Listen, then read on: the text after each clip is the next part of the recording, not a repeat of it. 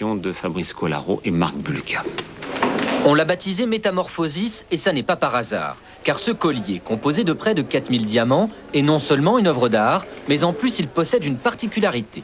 Il est composé d'oricalque, un alliage précieux qui réagit en fonction de la température du corps qui le porte, ce qui provoque de manière aléatoire l'éclosion des 3 fleurs qu'il arbore. Même principe pour ce bracelet d'engagement, qui se construit progressivement jusqu'à prendre possession de l'heureux élu. Enfin, voici la pièce préférée du créateur de ces bijoux, une broche en or sertie de pierres précieuses qui, comme la queue d'un paon, va s'épanouir sous l'effet conjugué de la lumière et de la chaleur. Quand vous êtes à un dîner ou à un cocktail, vous avez remarqué que très souvent, vous avez des ambiances très différentes.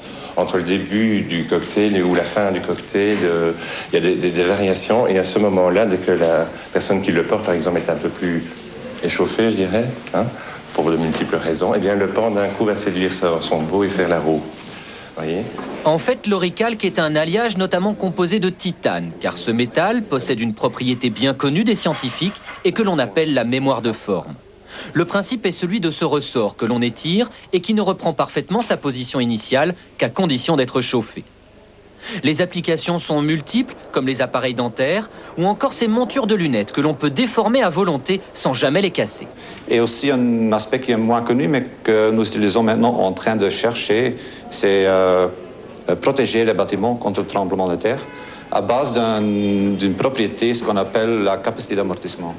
En s'alliant avec ces scientifiques, l'orfèvre Thierry Holmans a donc pu imaginer des bijoux vivants, capricieux, mais qui exigent pour les porter d'avoir une nature plutôt volcanique.